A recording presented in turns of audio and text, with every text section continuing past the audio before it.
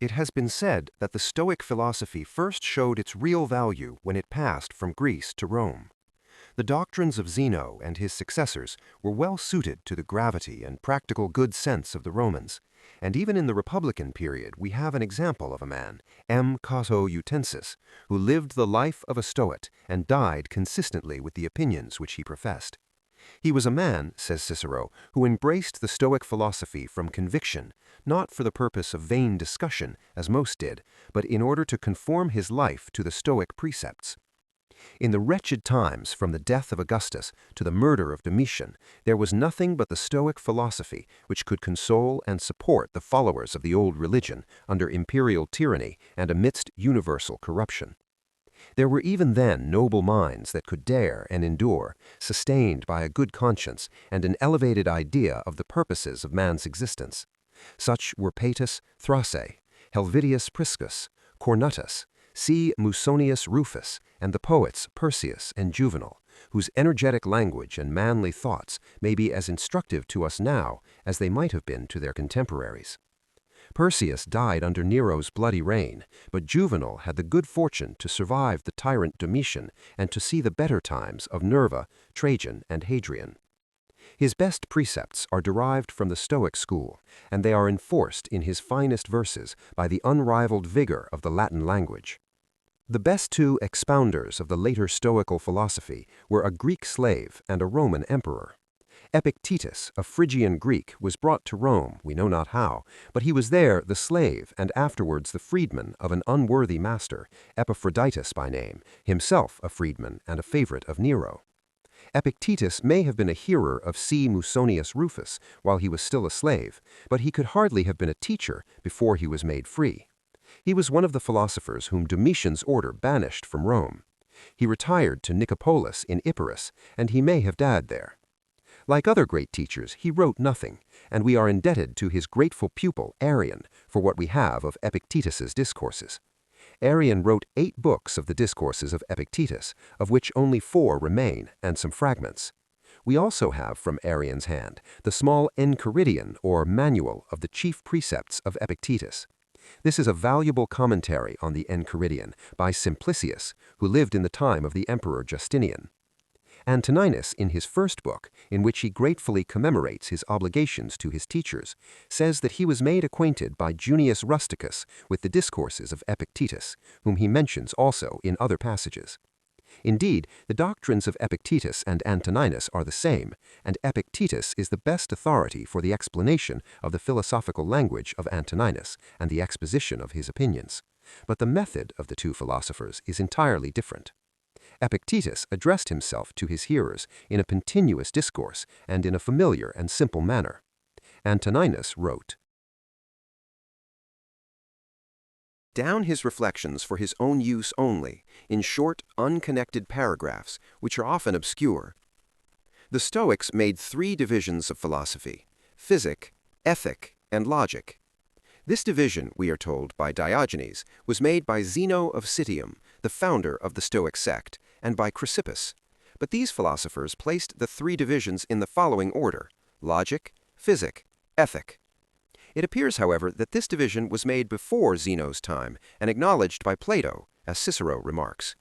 Logic is not synonymous with our term logic in the narrower sense of that word. Cleanthes, a Stoic, subdivided the 3 divisions and made 6: dialectic and rhetoric, comprised in logic; ethic and politic; physic and theology. This division was merely for practical use, for all philosophy is one. Even among the earliest Stoics, logic, or dialectic, does not occupy the same place as in Plato. It is considered only as an instrument which is to be used for the other divisions of philosophy. An exposition of the earlier Stoic doctrines and of their modifications would require a volume. My object is to explain only the opinions of Antonius so far as they can be collected from his book. According to the subdivision of Cleanthes, physic and theology go together, or the study of the nature of things and the study of the nature of the deity, so far as man can understand the deity and his government of the universe.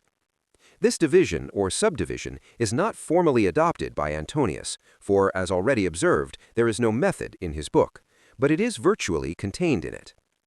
Cleanthes also connects ethic and politic, or the study of the principles of morals and the study of the constitution of civil society, and undoubtedly he did well in subdividing ethic into two parts, ethic in the narrower sense and politic, for though the two are intimately connected, they are also very distinct, and many questions can only be properly discussed by carefully observing the distinction.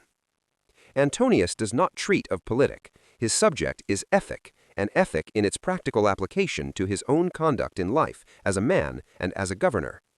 His ethic is founded on his doctrines about man's nature, the universal nature, and the relation of every man to everything else. Therefore, it is intimately and inseparably connected with physic, or the nature of things, and with theology, or the nature of the deity. He advises us to examine well all the impressions on our minds, phantasia, and to form a right judgment of them, to make just conclusions, and to inquire into the meanings of words, and so far to apply dialectic.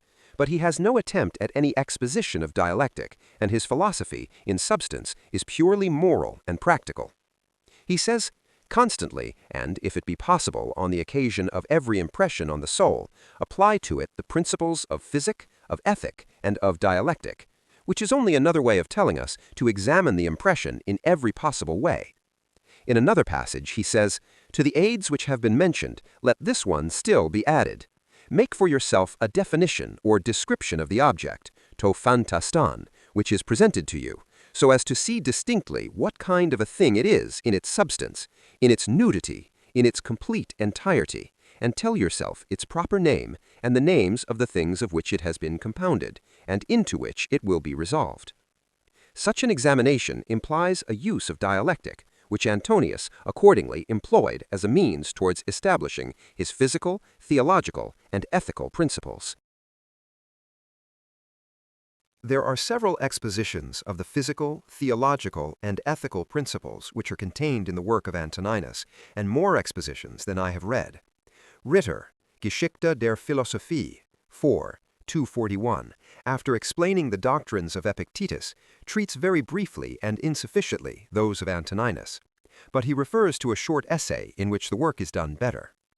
There is also an essay on the philosophical principles of M. Aurelius Antoninus by J. M. Schultz, placed at the end of his German translation of Antoninus, Schleswig, 1799.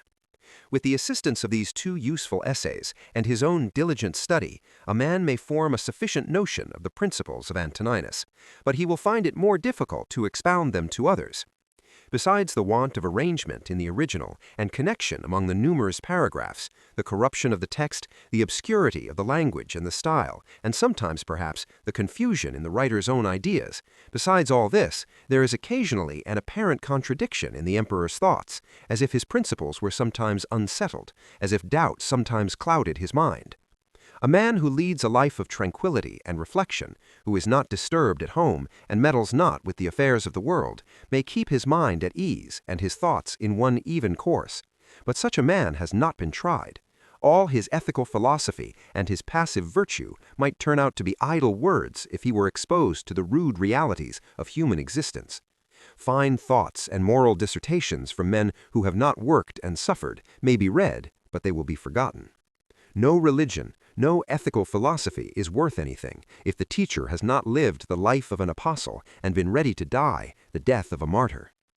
Not in passivity, the passive effects, but in activity lie the evil and the good of the rational social animal, just as his virtue and his vice lie not in passivity, but in activity. The Emperor Antoninus was a practical moralist. From his youth he followed a laborious discipline, and though his high station placed him above all want or the fear of it, he lived as frugally and temperately as the poorest philosopher. Epictetus wanted little, and it seems that he always had the little that he wanted, and he was content with it, as he had been with his servile station. But Antoninus, after his accession to the empire, sat on an uneasy seat. He had the administration of an empire which extended from the Euphrates to the Atlantic, from the cold mountains of Scotland to the hot sands of Africa.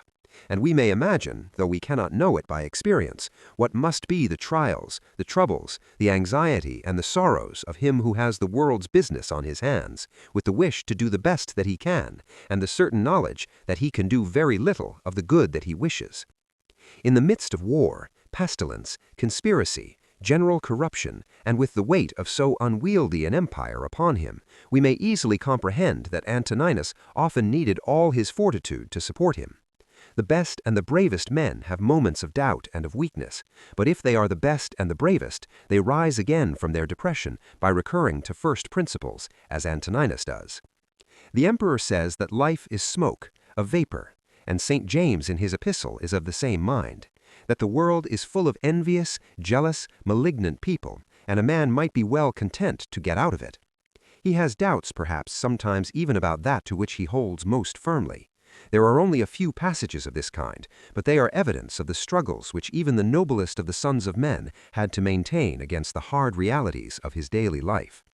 A poor remark it is which I have seen somewhere, and made in a disparaging way, that the emperor's reflections show that he had need for consolation and comfort in life, and even to prepare him to meet his death. True that he did need comfort and support, and we see how he found it.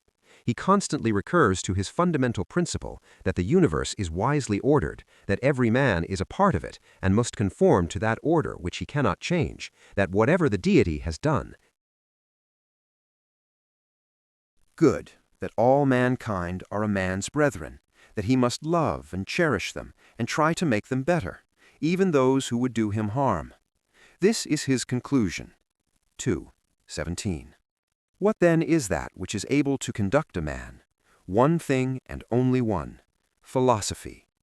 But this consists in keeping the divinity within a man free from violence and unharmed, superior to pains and pleasures, doing nothing without a purpose, nor yet falsely and with hypocrisy, not feeling the need of another man's doing or not doing anything, and, besides, accepting all that happens and all that is allotted as coming from thence, wherever it is, from whence he himself came, and finally waiting for death with a cheerful mind, as being nothing else than the dissolution of the elements of which every living being is compounded.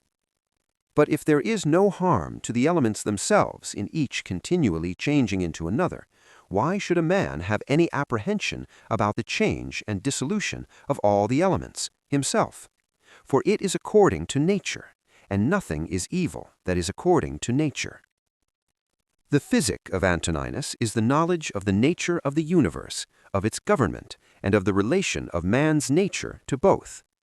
He names the universe, ton tan hoilon oisia, 6:1, the universal substance, and he adds that reason, logos, governs the universe.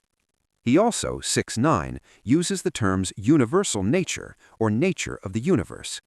He, 6:25, calls the universe the one and all, which we name cosmos or order. If he ever seems to use these general terms as significant of all that man can in any way conceive to exist, he still, on other occasions, plainly distinguishes between matter, material things, hule, hulikon, and cause, origin, reason, aitia, aitiodes, logos. This is conformable to Zeno's doctrine that there are two original principles of all things, that which acts, to poiun, and that which is acted upon, to paschon. That which is acted on is the formless matter, hule. That which acts is the reason, logos, God, who is eternal and operates through all matter and produces all things. So, Antoninus, 5:32, speaks of the reason, logos, that pervades all substance, ousia, through all time by fixed periods, revolutions, administers the universe, topon. God is eternal, and matter is eternal. It is God who gives form to matter, but he is not said to have created matter. According to this view, which is as old as Anaxagoras, God and matter exist independently, but God governs matter. This doctrine is simply the expression of the fact of the existence of both matter and of God. The Stoics did not perplex themselves with the insoluble question of the origin and nature of matter. 24. Antoninus also assumes a beginning of things as we now know them, but his language is sometimes very obscure. I have endeavored to explain the meaning of one difficult passage, 7:75, and the note. Matter consists of elemental parts, stoicheia, of which all material objects are made. But nothing is permanent in form. The nature of the universe, according to Antoninus's expression, 4:36, loves nothing so much as to change the things that are, and to make new things like them. For everything that exists is in a manner the seed of that which will be. But thou art thinking only of seeds which are cast into the earth or into a womb, but this is a very vulgar notion. All things, then, are in a constant flux and change. Some things are dissolved into the elements, others come in their places, and so the whole universe continues ever young and perfect. 12:23. Antoninus has some obscure expressions about what he calls seminal principles, spermatiki logi. He opposes them to the Epicurean atoms, 6:24, and consequently his seminal principles are not material atoms that wander about at hazard and combine nobody knows how. In one passage, 4:21, he speaks of living principles, souls, psyche, after the dissolution of their bodies, being received into the seminal principle of the universe. Schultz thinks that by seminal principles, Antoninus means the relations of the various elemental principles, which are determined by the deity and by which alone the production of organized beings is possible. This may be the meaning, but if it is, nothing of any value can be derived from it. 25. Antoninus often uses the word nature, and we must attempt to fix its meaning. The simple etymological sense of phusis is production, the birth of what we call things. The Romans used natura, which also means birth originally. But neither the Greeks nor the Romans stuck to this simple meaning, nor do we. Antoninus says, 10:6, whether the universe is a concourse of atoms or nature is a system, let this first be established, that I am a part of the whole which is governed by nature. Here it might seem as if nature were personified and viewed as an active, efficient power, as something which, if not independent of the deity, acts by a power which is given to it by the deity. Such, if I understand the expression right, is the way in which the word nature is often used, though many writers use the word without fixing any exact meaning to it. There is no meaning in this word nature except the one Bishop Butler assigns to it when he says, The distinct meaning of that word, natural, is stated, fixed, or settled, since what is natural as much requires and presupposes an intelligent agent to render it so, i.e., to effect it continually or at stated times, as what is supernatural or miraculous does to effect it at once. This is Plato's meaning in De Leges 4:7-15, when he says that God holds the beginning and end of all that exists and proceeds straight on his course, making his circuit according to nature, that is, by a fixed order, and he is continually accompanied by justice, who punishes those who deviate from the divine law, that is, from the order or course which God observes. When we look at the motions of the planets, the action of what we call gravitation, the elemental combination of unorganized bodies and their resolution, the production of plants and of living bodies, their generation, growth, and their dissolution, which we call their death, we observe a regular sequence of phenomena which, within the limits of experience, present and past, so far as we know the past, is fixed and invariable. But if this is not so, if the order and sequence of phenomena, as known to us, are subject to change in the course of an infinite progression, and such change is conceivable, we have not discovered, nor shall we ever discover, the whole of the order and sequence of phenomena, in which sequence there may be involved, according to its very nature, that is, according to its fixed order, some variation of what we now call the order or nature of things. It is also conceivable that such changes have taken place, changes in the order of things, as we are compelled by the imperfection of language to call them, but which are no changes, and further, it is certain that our knowledge of the true sequence of all actual phenomena, as for instance the phenomena of generation, growth, and dissolution, is and ever must be imperfect. We do not fare much better when we speak of causes and effects than when we speak of nature. For the practical purposes of life, we may use the terms cause and effect conveniently, and we may fix a distinct meaning to them, distinct enough at least to prevent all misunderstanding. But the case is different when we speak of causes and effects as of things. All that we know are phenomena, as the Greeks called them, or appearances which follow one another in a regular order, as we conceive it, so that if some one phenomenon should fail in the series, we conceive that there must either be an interruption of the series, or that something else will appear after the phenomenon which has failed to appear, and will occupy the vacant place, and so the series, in its progression, may be modified or totally changed. Cause and effect then mean nothing in the sequence of natural phenomena beyond what I have said, and the real cause, or the transcendent cause, as some would call it, of each successive phenomenon is in that which is the cause of all things which are, which have been, and which will be forever. Thus, the word creation may have a real sense if we consider it as the first, if we can conceive a first, in the present order of natural phenomena, but in the vulgar sense, a creation of all things at a certain time, followed by a quiescence of the first cause and an abandonment of all sequences of phenomena to the laws of nature, or to the other words that people may use, is absolutely absurd. Now, though there is great difficulty in understanding all the passages of Antoninus in which he speaks of nature, of the changes of things, and of the economy of the universe, I am convinced that his sense of natural and natural is the same as that which I have stated, and as he was a man who knew how to use words in a clear way and with strict consistency. We ought to assume, even if his meaning in some passages is doubtful, that his view of nature was in harmony with his fixed belief in the all-pervading, ever-present, and ever-active energy of God. There is much in Antoninus that is hard to understand, and it might be said that he did not fully comprehend all that he wrote, which would however be in no way remarkable, for it happens now that a man may write what neither he nor anybody can understand.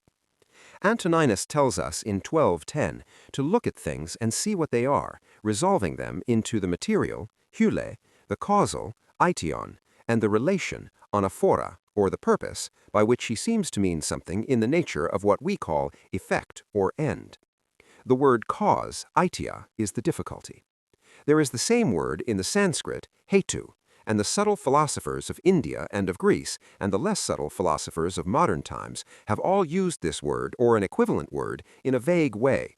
Yet the confusion may sometimes be in the inevitable ambiguity of language, rather than in the mind of the writer, for I cannot think that some of the wisest of men did not know what they intended to say. When Antoninus says in 436 that everything that exists is in a manner the seed of that which will be, he might be supposed to say what some of the Indian philosophers have said, and thus a profound truth might be converted into a gross absurdity. We ought to assume, even if his meaning in some passages is doubtful, that his view of nature was in harmony with his fixed belief in the all-pervading, ever-present, and ever-active energy of God. There is much in Antoninus that is hard to understand, and it might be said that he did not fully comprehend all that he wrote, which would however be in no way remarkable, for it happens now that a man may write what neither he nor anybody can understand.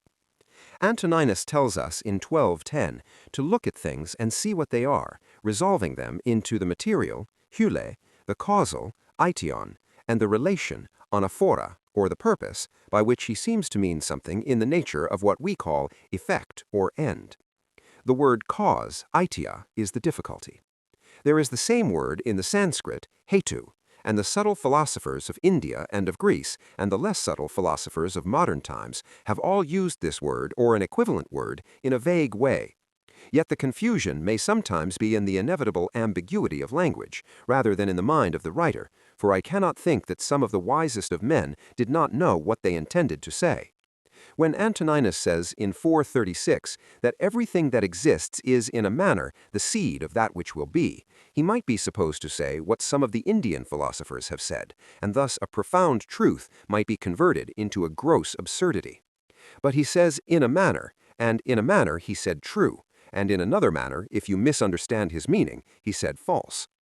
When Plato said, "Nothing ever is, but is always becoming," i.e. gignetai, he delivered a text out of which we may derive something, for he destroys by it not all practical, but all speculative notions of cause and effect.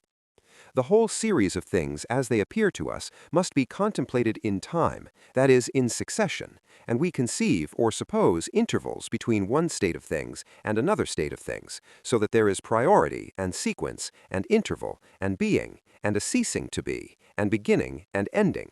But there is none of the kind in the nature of things. It is an everlasting continuity. When Antoninus speaks of generation, he speaks of one cause acting, and then another cause taking up the work which the former left in a certain state, and so on, and we might perhaps conceive that he had some notion like what has been called the self-evolving power of nature.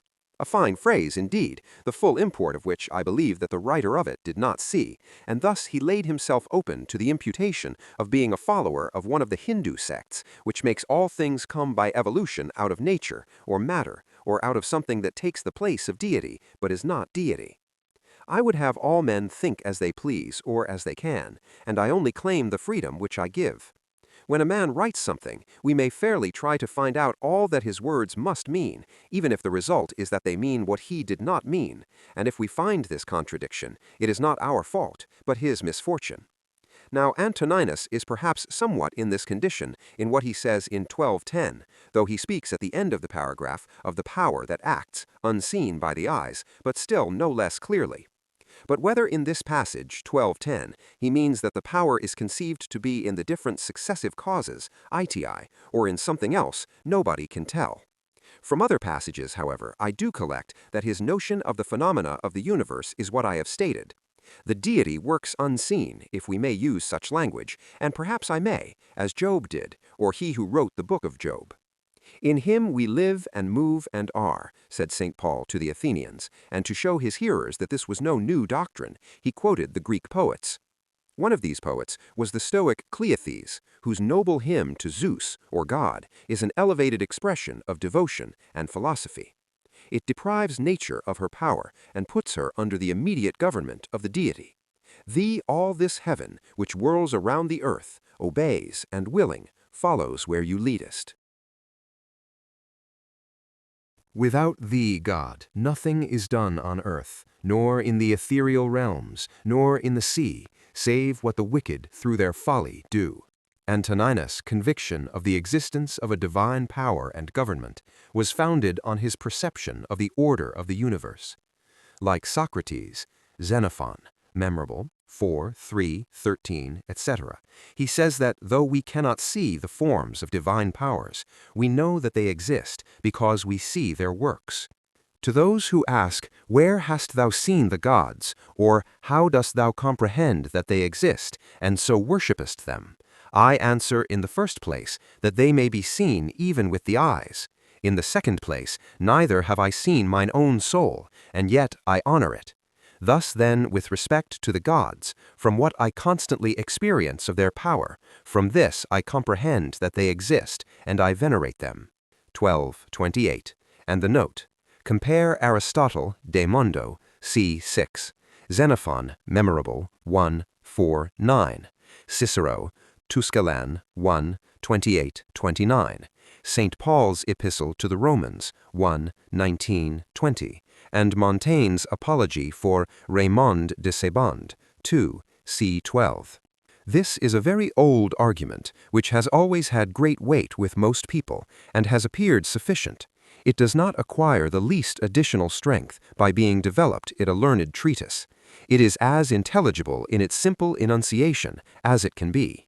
If it is rejected, there is no arguing with him who rejects it, and if it is worked out into innumerable particulars, the value of the evidence runs the risk of being buried under a mass of words.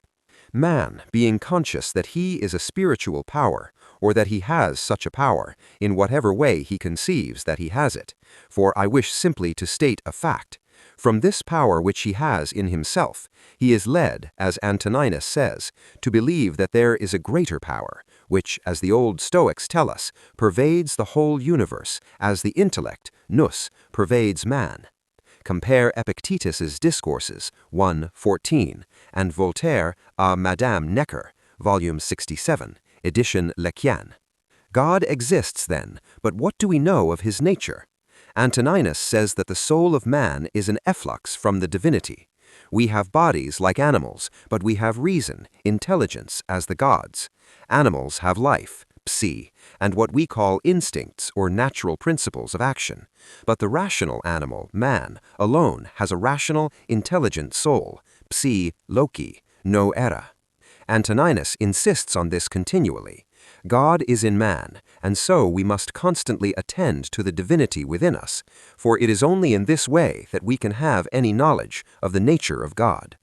The human soul is in a sense a portion of the divinity, and the soul alone has any communication with the deity, for as he says, 12:2, with his intellectual part alone, God touches the intelligence only which has flowed and been derived from himself into these bodies. In fact, he says that which is hidden within a man is life, that is, the man himself. All the rest is vesture, covering, organs, instrument which the living man, the real man, uses for the purpose of his present existence. The air is universally diffused for him who is able to respire, and so for him who is willing to partake of it, the intelligent power, which holds within it all things, is diffused as wide and free as the air. 8:54. It is by living a divine life that man approaches to a knowledge of the divinity. It is by following the divinity within, daimon, or theos as Antoninus calls it, that man comes nearest to the deity, the supreme good, for man can never attain to perfect agreement with his internal guide, to hegemonikon. Live with the gods, and he does live with the gods, who constantly shows to them that his own soul is satisfied with that which is assigned to him, and that it does all the daimon, which Zeus hath given to every man for his guardian and guide, a portion of himself, and this daimon is every man's understanding and reason. 5:27. There is in man, that is, in the reason, the intelligence, a superior faculty, which, if it is exercised, rules all the rest. This is the ruling faculty, to hegemonikon, which Cicero, De Natura Deorum, 2:11, renders with the Latin word principatus, to which nothing can or ought to be superior. Antoninus often uses this term, and others which are equivalent. He names it, 7:64, the governing intelligence. The governing faculty is the master of the soul. 5:26. A man must reverence only his ruling faculty and the divinity within him. As we must reverence that which is supreme in the universe, so we must reverence that which is supreme in ourselves. And this is that which is of like kind with that which is supreme in the universe. So, as Plotinus says, the soul of man can only know the divine so far as it knows itself. In one passage, chapter 11, verse 19, Antoninus speaks of a man's condemnation of himself when the diviner part within him has been overpowered and yields to the less honorable and to the perishable part, the body, and its gross pleasures. In a word, the views of Antoninus on this matter, however his expressions may vary, are exactly what Bishop Butler expresses when he speaks of the natural supremacy of reflection or conscience, of the faculty which surveys, approves, or disapproves the several affections of our mind and actions of our lives. Much matter might be collected from Antoninus on the notion of the universe being one animated being. But all that he says amounts to no more, as Schultz remarks, than this: the soul of man is most intimately united to his body, and together they make one animal which we call man. So the deity is most intimately united to the world, or the material universe, and together they form one whole. But Antoninus did not view God and the material universe as the same, any more than he viewed the body and soul of man as one. Antoninus has no speculations on the absolute nature of the deity. It was not his fashion to waste his time on what man cannot understand. Chapter 3. He was satisfied that God exists, that he governs all things, that man can only have an imperfect knowledge of his nature, and he must attain this imperfect knowledge by reverencing the divinity which is within him and keeping it pure. From all that has been said, it follows that the universe is administered by the providence of God, pronoia, and that all things are wisely ordered. There are passages in which Antoninus expresses doubts or states different possible theories of the constitution and government of the universe, but he always recurs to his fundamental principle that if we admit the existence of a deity, we must also admit that he orders all things wisely and well. Chapter 4, verse 27, chapter 6, verse 1, chapter 9, verse 28, chapter 12, verse 5, and many other passages. Epictetus says, chapter 1, verse 6, that we can discern the providence which rules the world if we possess two things, the power to see all that happens with respect to each thing, and a grateful disposition. But if all things are wisely ordered, how is the world so full of what we call evil, physical and moral? If instead of saying that there is evil in the world, we use the expression which I have used, what we call evil, we have partly anticipated the emperor's answer. We see and feel and know imperfectly very few things in the few years that we live, and all the knowledge and all the experience of all the human race is positive ignorance of the whole, which is infinite. Now, as our reason teaches us that everything is in some way related to and connected with every other thing, all notion of evil as being in the universe of things is a contradiction. For if the whole comes from and is governed by an intelligent being, it is impossible to conceive anything in it which tends to the evil or destruction of the whole. Chapter 8, verse 55, chapter 10, verse 6. All things, all forms are dissolved, and new forms appear. All living things undergo the change which we call death. If we call death an evil, then all change is an evil. Living beings also suffer pain, and man suffers most of all, for he suffers both in and by his body, and by his intelligent part. Men suffer also from one another, and perhaps the largest part of human suffering comes to man from those whom he calls his brothers. Antoninus says, chapter 8, verse 55, generally, wickedness does no harm at all to the universe, and particularly the wickedness of one man does no harm to another. It is only harmful to him who has it in his power to be released from it as soon as he shall choose. The first part of this is perfectly consistent with the doctrine that the whole can sustain no evil or harm. The second part must be explained by the Stoic principle that there is no evil in anything which is not in our power. What wrong we suffer from another is his evil, not ours. But this is an admission that there is evil in a sort, for he who does wrong does evil, and if others can endure the wrong, still there is evil in the wrongdoer.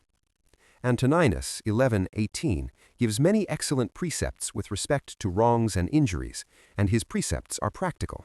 He teaches us to bear what we cannot avoid, and his lessons may be just as useful to him who denies the being and the government of God as to him who believes in both.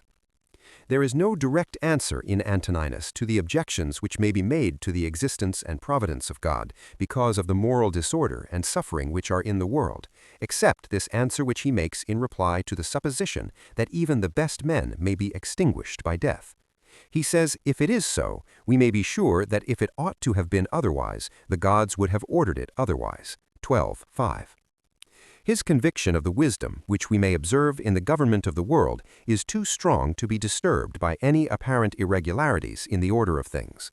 That these disorders exist is a fact, and those who would conclude from them against the being and government of God conclude too hastily. We all admit that there is an order in the material world, a nature in the sense in which that word has been explained, a constitution, kataschevi, what we call a system, a relation of parts to one another, and a fitness of the whole for something. So in the constitution of plants and of animals there is an order, a fitness for some end. Sometimes the order, as we conceive it, is interrupted, and the end, as we conceive it, is not attained. The seed, the plant, or the animal sometimes perishes before it has passed through all its changes and done all its uses. It is according to nature, that is, a fixed order, for some to perish early and for others to do all their uses and leave successors to take their place. So man has a corporeal and intellectual and moral constitution fit for certain uses, and on the whole man performs these uses, dies, and leaves other men in his place.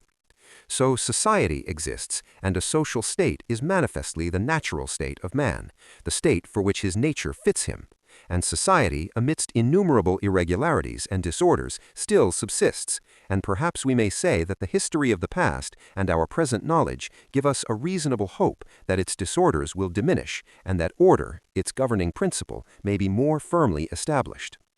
As order, then, a fixed order, we may say, subject to deviations, real or apparent, must be admitted to exist in the whole nature of things.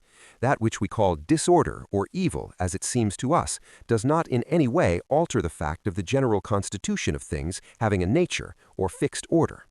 Nobody will conclude from the existence of disorder that order is not the rule, for the existence of order, both physical and moral, is proved by daily experience and all past experience. We cannot conceive how the order of the universe is maintained, nor can we conceive how our own life from day to day is continued, nor how we grow and think and act, though we know many of the conditions which are necessary for all these functions. Knowing nothing, then, of the unseen power which acts in ourselves except by what is done, we know nothing of the power which acts through what we call all time and all space. But seeing that there is a nature or fixed order in all things known to us, it is conformable to the nature of our minds to believe that this universal nature has a cause which operates continually, and that we are totally unable to speculate on the reason of any of those disorders or evils which we perceive. This, I believe, is the answer which may be collected from all that Antoninus has said. The origin of evil is an old question. Achilles tells Priam, Iliad 2:4-27, that Zeus has two casks, one filled with good things and the other with bad, and that he gives to men out of each according to his pleasure. And so we must be content, for we cannot alter the will of Zeus. One of the Greek commentators asks, how must we reconcile this doctrine with what we find in the first book of the Odyssey, where the king of the gods says, "Men say that evil comes to them from us, but they bring it on themselves through their own folly." The answer is plain enough, even to the Greek commentator. The poets make both Achilles and Zeus speak appropriately to their several characters. Indeed, Zeus says plainly that men do attribute their sufferings to their gods, but they do it falsely, for they are the cause of their own sorrows. Epictetus, in his Enchiridion 27, makes short work of the question of evil. He says, as a mark is not set up for the purpose of missing it, so neither does the nature of evil exist in the universe. This will appear obscure enough to those who are not acquainted with Epictetus, but he always knows what he is talking about. We do not set up a mark in order to miss it, though we may miss it. God, whose existence Epictetus assumes, has not ordered all things so that his purpose shall fail. Whatever there may be of what we call evil, the nature of evil, as he expresses it, does not exist. That is, evil is not a part of the constitution or nature of things. If there were a principle of evil, arche, in the constitution of things, evil would no longer be evil, as Simplicius argues, but evil would be good. Simplicius, c. 34:27, has a long and curious discourse on this text of Epictetus, and it is amusing and instructive. One passage more will conclude this matter. It contains all that the emperor could say. 2:11. To go from among men, if there are gods, is not a thing to be afraid of, for the gods will not involve you in evil. But if indeed they do not exist, or if they have no concern about human affairs, what is it to me to live in a universe devoid of gods or devoid of providence? But in truth they do exist, and they care for human things, and they have put all the means in man's power to enable him not to fall into real evils. And as to the rest, if there was anything evil, they would have provided for this also, that it should be altogether in a man's power not to fall into it. But that which does not make a man worse, how can it make a man's life worse? But neither through ignorance, nor having the knowledge but not the power to guard against or correct these things, is it possible that the nature of the universe has overlooked them. Nor is it possible that it has made such a great mistake, either through want of power or want of skill, that good and evil should happen indiscriminately to the good and the bad. But death certainly, and life, honor and dishonor, pain and pleasure, all these things equally happen to good and bad men, being things which make us neither better nor worse. Therefore they are neither good nor evil. The ethical part of Antinous' philosophy follows from his general principles. The end of all his philosophy is to live conformably to nature, both a man's own nature and the nature of the universe. Bishop Butler has explained what the Greek philosophers meant when they spoke of living according to nature, and he says that when it is explained as he has explained it, and as they understood it, it is a manner of speaking not loose and indeterminate, but clear and distinct, strictly just and true. To live according to nature is to live according to a man's whole nature, not according to a part of it, and to reverence the divinity within him as the governor of all his actions. To the rational animal, the same act is according to nature and according to reason. 7:11. That which is done contrary to reason is also an act contrary to nature. To the whole nature, though it is certainly conformable to some part of man's nature, or it could not be done. Man is made for action, not for idleness or pleasure. As plants and animals do the uses of their nature, so man must do his. V.1. Man must also live conformably to the universal nature, conformably to the nature of all things of which he is one, and as a citizen of a political community, he must direct his life and actions with reference to those among whom, among other purposes, he lives. 34. A man must not retire into solitude and cut himself off from his fellow men. He must be ever active to do his part in the great whole. All men are his kin, not only in blood, but still more by participating in the same intelligence and by being a portion of the same divinity. A man cannot really be injured by his brethren, for no act of theirs can make him bad, and he must not be angry with them, nor hate them. For we are made for cooperation, like feet, like hands, like eyelids, like the rows of the upper and lower teeth. To act against one another, then, is contrary to nature, and it is acting against one another to be vexed and to turn away. 2.1. Further, he says, take pleasure in one thing, and rest in it in passing from one social act to another social act, thinking of God. 6.7. Again, love mankind, follow God. 7.31. It is the characteristic of the rational soul for a man to love his neighbor. 11.1. Antoninus teaches in various passages the forgiveness of injuries, and we know that he also practiced what he taught. Bishop Butler remarks that this divine precept to forgive injuries and to love our enemies, though to be met with in Gentile moralists, yet is in a peculiar sense a precept of Christianity, as our Savior has insisted more upon it than on any single virtue. The practice of this precept is the most difficult of all virtues. Antoninus often enforces it and gives us aid towards following it. When we are injured, we feel anger and resentment, and the feeling is natural, just, and useful for the conservation of society. It is useful that wrongdoers should feel the natural consequences of their actions, among which is the disapprobation of society and the resentment of him who is wronged. But revenge, in the proper sense of that word, must not be practiced. The best way of avenging thyself, says the emperor, is not to become like the wrongdoer. It is plain by this that he does not mean that we should in any case practice revenge, but he says to those who talk of revenging wrongs, be not like him who has done the wrong. Socrates in the Crito, c. 10, says the same in other words, and St. Paul, Epistle to the Romans 12:17. When a man has done thee any wrong, immediately consider with what opinion about good or evil he has done wrong. For when you have seen this, you will pity him, and wilt neither wonder nor be angry. 7.26. Antoninus would not deny that wrong naturally produces the feeling of anger and resentment, for this is implied in the recommendation to reflect on the nature of the man's mind who has done the wrong, and then you will have pity instead of resentment. And so it comes to the same as St. Paul's advice, to be angry and sin not, which, as Butler well explains it, is not a recommendation to be angry, which nobody needs, for anger is a natural passion, but it is a warning against allowing anger to lead us into sin. In short, the emperor's doctrine about wrongful acts is this: wrongdoers do not know what good and bad are. They offend out of ignorance, and in the sense of the Stoics, this is true.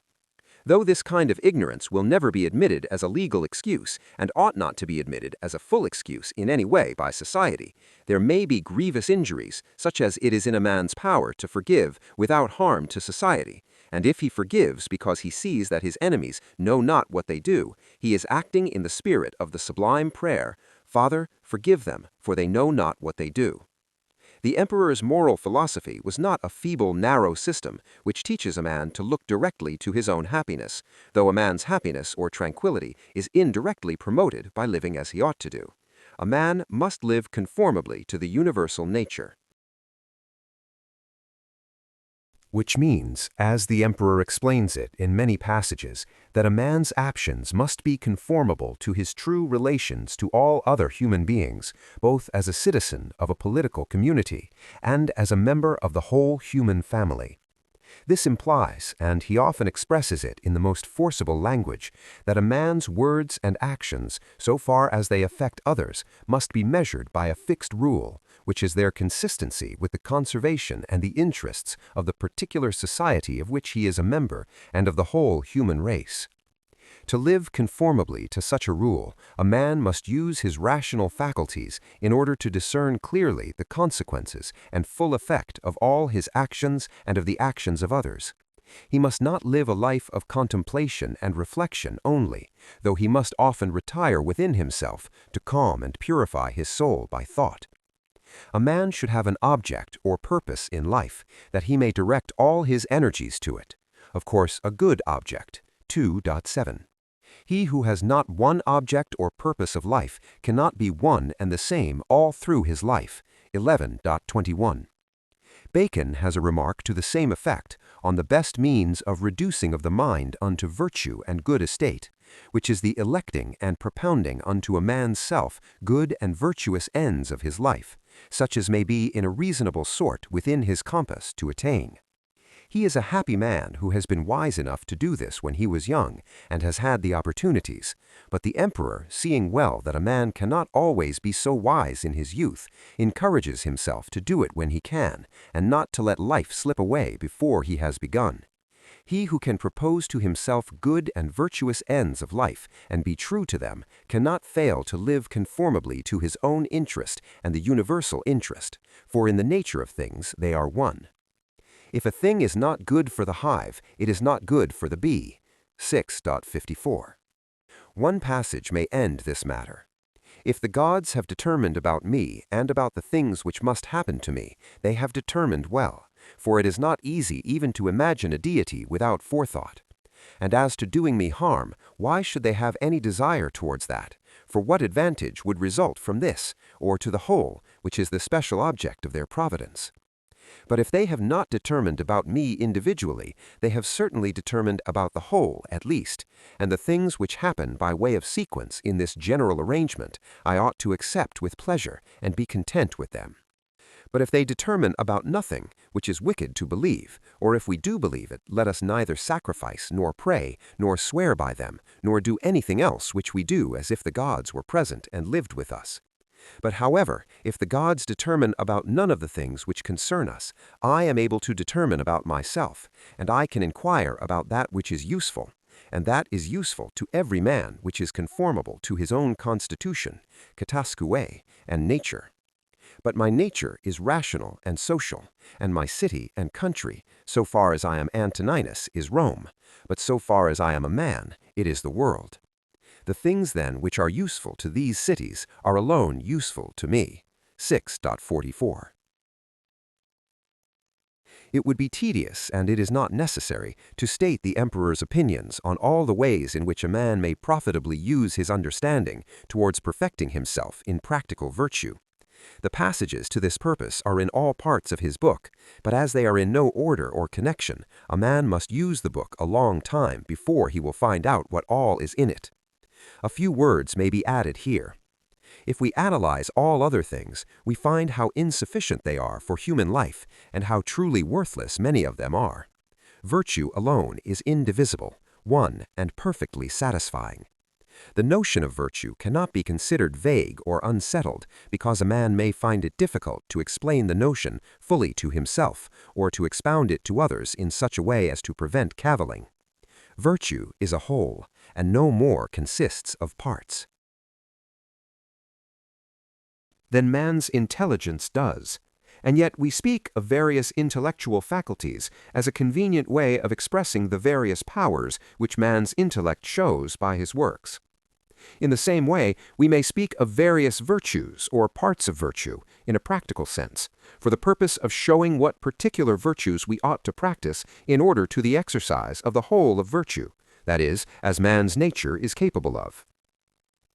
The prime principle in man's constitution is social. The next in order is not to yield to the persuasions of the body when they are not conformable to the rational principle which must govern. The third is freedom from error and from deception. Let then the ruling principle holding fast to these things go straight on, and it has what is its own. 755. The emperor selects justice as the virtue which is the basis of all the rest. 1011. And this had been said long before his time.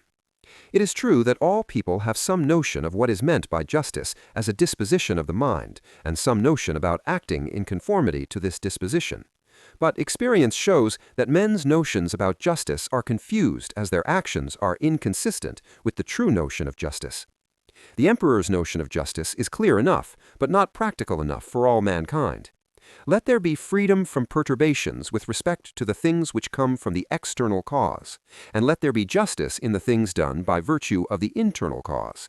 That is, let there be movement and action, terminating in this, in social acts, for this is according to thy nature. 9:31. In another place, 9:1, he says that he who acts unjustly acts impiously, which follows, of course, from all that he says in various places. He insists on the practice of truth as a virtue and as a means to virtue, which no doubt it is, for lying, even in indifferent things, weakens the understanding, and lying maliciously is as great a moral offense as a man can be guilty of, viewed both as showing a habitual disposition and viewed with respect to consequences. He couples the notion of justice with action. A man must not pride himself on having some fine notion of justice in his head, but he must exhibit his justice in act, like St. James' notion of faith. But this is enough. The Stoics, and Antoninus among them, call some things beautiful, kala, and some things ugly, aishkra. And as they are beautiful, so they are good, and as they are ugly, so they are evil or bad. 2:1. All these things, good and evil, are in our power. Absolutely, some of the stricter Stoics would say, in a manner only, as those who would not depart altogether from common sense would say. Practically, they are to a great degree in the power of some persons and in some circumstances, but in a small degree only in other persons and in other circumstances. The Stoics maintain man's free will as to the things which are in his power. For as to the things which are out of his power, free will terminating in action is of course excluded by the terms of the expression. I hardly know if we can discover exactly Antoninus's notion of the free will of man, nor is the question worth the inquiry. What he does mean and does say is intelligible. All the things which are not in our power, aproaileta, are indifferent. They are neither good nor bad, morally. Such are life, health, wealth, power, disease, poverty, and death. Life and death are all men's portion. Health, wealth, power, disease, and poverty happen to men indifferently to the good and to the bad, to those who live according to nature and to those who do not. 36. Life, says the emperor, is a warfare and a stranger's sojourn, and after fame is oblivion. 2:17. After speaking of those men who have disturbed the world and then died, and of the death of philosophers such as Heraclitus and Democritus, who was destroyed by lice, and Socrates, who other lice, his enemies, destroyed, he says, "What means all this? Thou hast embarked, thou hast made the voyage, thou art come to shore. Get out. If indeed to another life there is no want of gods, not even there, but if to a state without sensation, thou wilt cease to be held by pains and pleasures, and to be a slave to the vessel which is as much inferior as that which serves it is superior. For the one is intelligence and deity, the other is earth and corruption." 33. It is not death that a man should fear, but he should fear never beginning to live according to nature. 12:1. Every man should live in such a way as to discharge his duty and to trouble himself about nothing else. He should live such a life that he shall always be ready for death and shall depart content when the summons comes. For what is death? a cessation of the impressions through the senses, and of the pulling of the strings which move the appetites, and of the discursive movements of the thoughts, and of the service to the flesh. 6:28. Death is such as generation is, a mystery of nature. 4:5. In another passage, the exact meaning of which is perhaps doubtful, 9:3. He speaks of the child which leaves the womb, and so he says the soul at death leaves its envelope. As the child is born or comes into life by leaving the womb, so the soul may, on leaving the body, pass into another existence which is perfect. I am not sure if this is the emperor's meaning. Butler compares it with a passage in Strabo, page 713, about the Brahman's notion of death being the birth into real life and a happy life to those who have philosophized, and he thinks Antoninus may allude to this opinion. 37. Antoninus's opinion of a future life is nowhere clearly expressed. His doctrine of the nature of the soul of necessity implies that it does not perish absolutely, for a portion of the divinity cannot perish. The opinion is at least as old as the time of Epicharmus and Euripides. What comes from earth goes back to earth, and what comes from heaven, the divinity, returns to him who gave it. But I find nothing clear in Antoninus as to the notion of the man existing after death, so as to be conscious of his sameness with that soul which occupied his vessel of clay. He seems to be perplexed on this matter, and finally to have rested in this, that God or the gods will do whatever is best and consistent with the university of things. Nor, I think, does he speak conclusively on another Stoic doctrine, which some Stoics practiced, the anticipating the regular course of nature by a man's own act. The reader will find some passages in which this is touched on, and he may make of them what he can. But there are passages in which the emperor encourages himself to wait for the end patiently and with tranquility, and certainly it is consistent with all his best teaching that a man should bear all that falls to his lot and do useful acts as he lives. He should therefore not abridge the time of his usefulness by his own act. Whether he contemplates any possible cases in which a man should die by his own hand, I cannot tell, and the matter is not worth a curious inquiry, for I believe it would not lead to any certain result as to his opinion on this point. I do not think that Antoninus, who never mentions Seneca, though he must have known all about him, would have agreed with Seneca when he gives a reason for suicide, that the eternal law, whatever he means, has made nothing better for us than this, that it has given us only one way of entering into life, and many ways of going out of it. The ways of going out, indeed, are many, and that is a good reason for a man taking care of himself. 38. Happiness was not the direct object of a Stoic's life. There is no rule of life contained in the precept that a man should pursue his own happiness.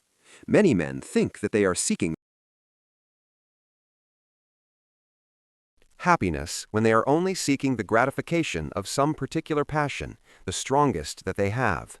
The end of a man is, as already explained, to live conformably to nature, and he will thus obtain happiness, tranquility of mind, and contentment.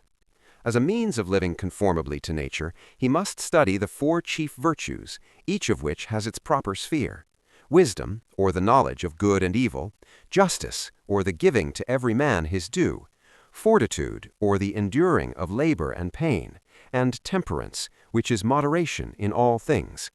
By thus living conformably to nature, the Stoic obtained all that he wished or expected. His reward was in his virtuous life, and he was satisfied with that. Some Greek poet long ago wrote, "For virtue only of all human things takes her reward not from the hands of others. Virtue herself rewards the toils of virtue." Some of the Stoics, indeed, expressed themselves in very arrogant, absurd terms about the wise man's self-sufficiency. They elevated him to the rank of a deity. But these were only talkers and lecturers, such as those in all ages who utter fine words, know little of human affairs, and care only for notoriety. Epictetus and Antoninus, both by precept and example, labored to improve themselves and others, and if we discover imperfections in their teaching, we must still honor these great men who attempted to show that there is in man's nature and in the constitution of things sufficient reason for living a virtuous life. It is difficult enough to live as we ought to live, difficult even for any man to live in such a way as to satisfy himself, if he exercises only in a moderate degree the power of reflecting upon and reviewing his own conduct. And if all men cannot be brought to the same opinions in morals and religion, it is at least worthwhile to give them good reasons for as much as they can be persuaded to accept.